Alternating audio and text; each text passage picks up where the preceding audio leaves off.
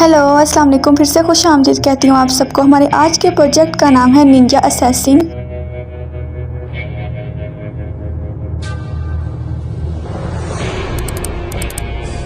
कहानी के शुरू में एक गैंगस्टर टैटू की दुकान में बूढ़े आदमी से टैटू बनवा रहा होता है। तब ही गैंगस्टर के एक चेले ने उसे एक लिफाफा दिया जिसमें से रेत निकली। उन लड़कों को तो इसके बारे में कुछ मालूम नहीं था, लेकिन बूढ़े आदमी ने जब उस रेत को देखा तो वो हैरान हो गया। उसने कहा कि काली रेत का मतलब होता है कि दुनिया के सबसे खतरनाक निंजा आने वाले हैं। कई सालों पहले इस बूढ़े आदमी का उन निंजा के साथ सामना हो चुका है। वो बहुत खतरनाक होते हैं। फिर वो बूढ़ा आदमी अपना बरसों पुराना जख्म दिखाता है और इस बूढ़े आदमी का दिल दाई तरफ है, इसलिए वो खूंखार निंजा के हाथों मरने से बच गया था। और सब बूढ़े आदमी का मजाक उड़ा रहे होते हैं कि अचानक एक आदमी का सर उसके जिस्म से लहदा हो जाता है। वो सब बहुत ज्यादा डर जाते हैं। तभी एक तार नीचे गिरती है और आदमी को अपने साथ ऊपर खींच लेती है। और जब वो वापस जमीन पर गिरता है तो उसके टुकड़े टुकड़े हुए होते हैं। ये सब निंजा अंधेरे में सब पर हमला करते हैं और देखते ही देखते खून की नदियां बहा देते हैं। जब सब मर जाते हैं तब हमें रोशनी में निंजा दिखाई देते हैं। इसके बाद हमें जापान के कबीले ओज़ोनो की कहानी सुनाई जाती है। इनके सरदार का नाम लॉर्ड ओज़ोनो है और ये सब बहुत खतरनाक निंजा हैं। ये लोग पूरी दुनिया से बच्चों को इकट्ठा करके उन्हें ट्रेनिंग दे के निंजा बनाते हैं। इन निंजा के बारे में दुनिया के सभी अमीर लोग जानते हैं, लेकिन आम लोगों को इनके बारे में कुछ भी नहीं पता। और कोई भी इन्हें 100 किलो सोना देकर अपना काम करवा सकता है। कहा जाता है कि रशिया के सदर और जापान के वजीर आजम की मौत के पीछे भी इनका ही हाथ है।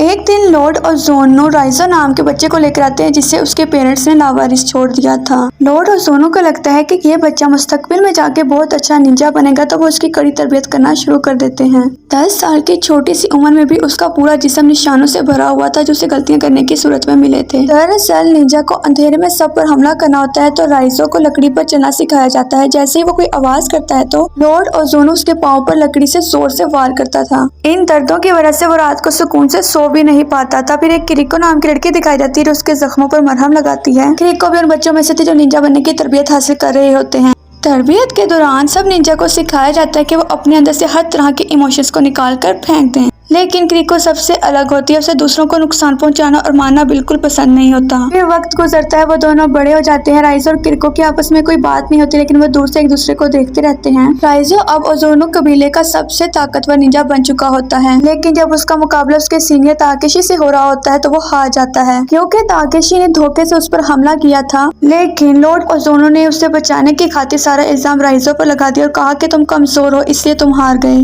अगले दिन जब लॉर्ड ओज़ोनो आते हैं, वो देखते हैं कि राइजो फिर से तरबियत करने के लिए तैयार होता है, तो ये देखकर बहुत ज्यादा खुश हो जाते हैं। इसके बाद राइजो के बहुत सारे मुकाबले होते हैं जिसमें ये दूसरे मुकाबले आने वाले निंजास को आंख बंद करके भी हरा देता है। लेकिन किरिको को मारपीट अभी भी पसंद नहीं होती है। राइजो उसको समझाता है कि तुम ऐसा मत करो, ओज़ोनो को पता लगा तो वो तुम्हारा दिल निकाल देगा। लेकिन किरिको कहती है मेरा दिल तो तुम्हारे पास है, तो कोई इसे कैसे निकाल सकता है। एक दिन किरिको को किसी को चाकू से मारने का टास्क मिला, लेकिन जब किरिको ये नहीं कर पाई तो ओज़ोनो ने गुस्से में उसी चाकू से उसके चेहरे पर वार किया और उसे पिंजरे में बंद कर दिया। फिर राइजो सबसे छुप के उससे मिलने के लिए जाता है, उसको पानी पिलाता है। फिर एक दिन किरिको दीवार फैलाकर भागने लगती है, तो वो राइजो को भी अपने साथ चलने को कहती है, लेकिन राइजो मना कर देता है क्योंकि वो ओज़ोनो के साथ वफादार होता है। फिर किरिको पकड़ी जाती है और उसको मार दिया जाता है। राइजो को बुरा लगता है, लेकिन वो फिर भी ओज़ोनो के साथ ही रहता है। फिर कुछ टाइम के बाद बर्लिन में एक मीका नाम की लड़की को निंजास के होने के सबूत मिलते हैं। वो ये सब कुछ अपने बॉस मैज़लो को बताती है, लेकिन मैज़लो उसकी बात पर यकीन करने से इनकार देता है कि ऐसा हो ही नहीं सकता, इन सब के बारे में बड़े लोग ही सिर्फ जानते हो। फिर मीका उसको कुछ सबूत दिखाकर कहती है कि अमीरों का पैसा इधर उधर होना और सदर वगैरह की मौत होना, इन सब में निंजा का ही हाथ है। ये सब देखने के बाद मैज़लो ने इन सब के बारे में और ज्यादा इन्वेस्टिगेशन करने का फैसला किया। इसके बाद इन दोनों को पता लगता है एक स्वेटर नाम के जासूस ने भी निंजास के बारे में सबूत इकट्ठे किए थे, लेकिन उसको काम से निकाल दिया जाता है और उसको किसी ने कत्ल भी कर दिया था। और दूसरी तरफ राइजो भी एक काम के सिलसिले में बर्लिन में ही मौजूद था। वो एक सुनसान से घर में अकेला मौजूद था और हर सुबह वहाँ पर ट्रेनिंग करता था। उसके बाद वो कपड़े धोने वाली शॉप में जाता है, जहाँ पर उसे एक लड़की मिलती है और उसे पता लग जाता है कि वो भी एक निंजा है। उसके बाद उन दोनों ने एक दूसरे पर हमला किया और एक बहुत जबरदस्त लड़ाई शुरू हो गई। फिर हमें दिखाया जाता है कि राइजो उस लड़की को मशीन के अंदर बंद करके वहाँ से चला गया था। और फिर सीन बदलता है, मीका उस जासूस की बीवी के पास जाती है जिसे निंजा के बारे में पता लगने पर मार दिया गया था। वो बताती है कि मेरा शोहर बहुत मजबूत और ताकतवर आदमी था, लेकिन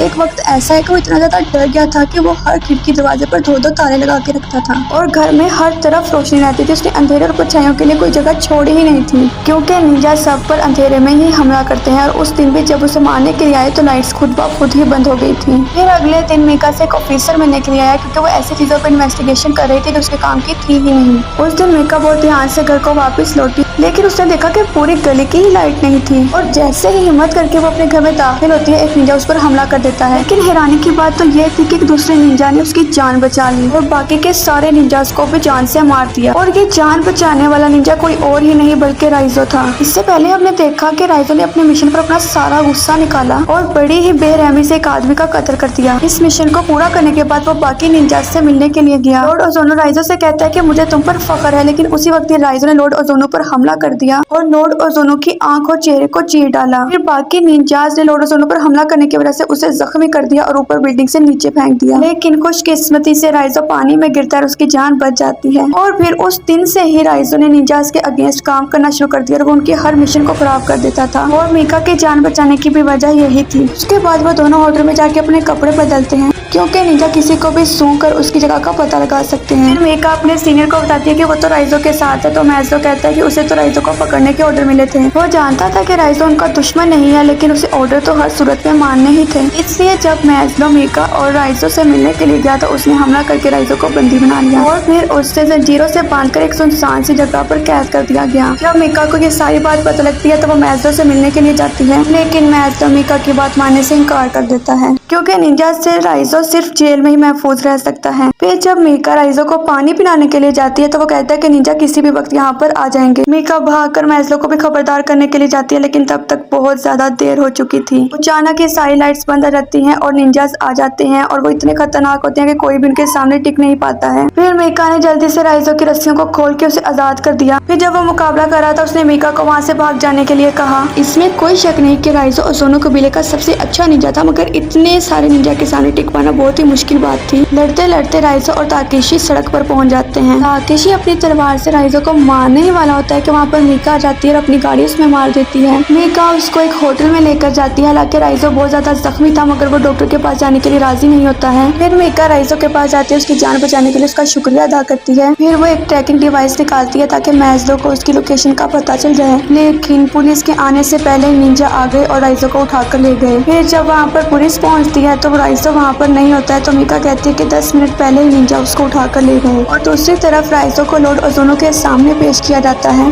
उसने राइजो से कहा कि तुम्हें आखिरी बार मौका देता हूँ, मुझसे माफी मांग लो, लेकिन राइजो माफी मांगने से इनकार कर देता है। इससे लॉर्ड ओजोनो को बहुत ज्यादा गुस्सा आ जाता है क्योंकि काफी सालों पहले उसने सोचा था कि ये लड़का मुस्तकबिल में जाके इस कबीले का सरदार बनेगा। फिर ओजोनो ने उसको क्रीको की जगह पर खड़ा किया और उसके पेट पर 3 बार उंगलियों से वार किए। आमतौर पर सब उसके एक बार के वार से मर जाते थे, लेकिन उसे 3 बार वार करने पर भी उसने सिर्फ खून की उल्टी की थी। उल्टी करते ही राइजो के अंदर से ट्रैकिंग डिवाइस बाहर आ जाता है और उसी वक्त ही मीका पुलिस फौज के साथ वहाँ पर हमला कर देती है और इस हमले में बहुत ज्यादा खून खराबा होता है। फिर ताकेशी और राइजो दोनों की खूब जंग होती है और दोनों एक से बढ़कर एक मुकाबला करते हैं, लेकिन आज जीत ताकेशी की नहीं बल्कि राइजो की होती है और राइजो ने ताकेशी के जिस्म का एक हिस्सा काट के फेंक दिया। अब बारी थी लॉर्ड ओजोनो की। उसने देखा कि लॉर्ड ओजोनो एक कमरे में आराम से बैठा था जबकि बाहर तो इतने सारे हमले हो रहे थे। फिर लॉर्ड ओजोनो अचानक ही अंधेरे में कहीं गायब हो गया और राइजो के पीछे से उस पर हमला कर दिया और दोनों ने सिर्फ एक धक्के से ही राइजो को हवा में उड़ा दिया। फिर दोनों ने ही अपनी अपनी तलवारें निकाल इस तरह से लड़े जैसे एक दूसरे के खून के प्यासे हों और दोनों ने उसको फिर से एक बार माफी मांगने का मौका दिया और कहा कि वो उसका बाप है, वही उसको यहाँ पर लेके आया था। तो राइजो कहता है कि मैं किसी का बेटा नहीं हूँ और तुम्हें खत्म करके ही मैं अपनी आजादी की पहली सांस लूंगा। और राइजो फिर से उस पर हमला करने लगता है, लेकिन ओजोनो फिर से एक बार गायब हो जाता है। तभी मीका वहाँ पर राइजो की मदद करने के लिए आ जाती है और मौका देखते ही ओजोनो ने मीका पर तलवार से हमला कर दिया। ये देखकर राइजो को याद आ जाता है कि किस तरह से इन दरिंदों ने क्रीको को भी जान से मार डाला था और इसी तरह गुस्से में उठते ही उसने ओजोनो पर इतने हमले किए कि उसको 3 टुकड़ों में तकसीम कर दिया।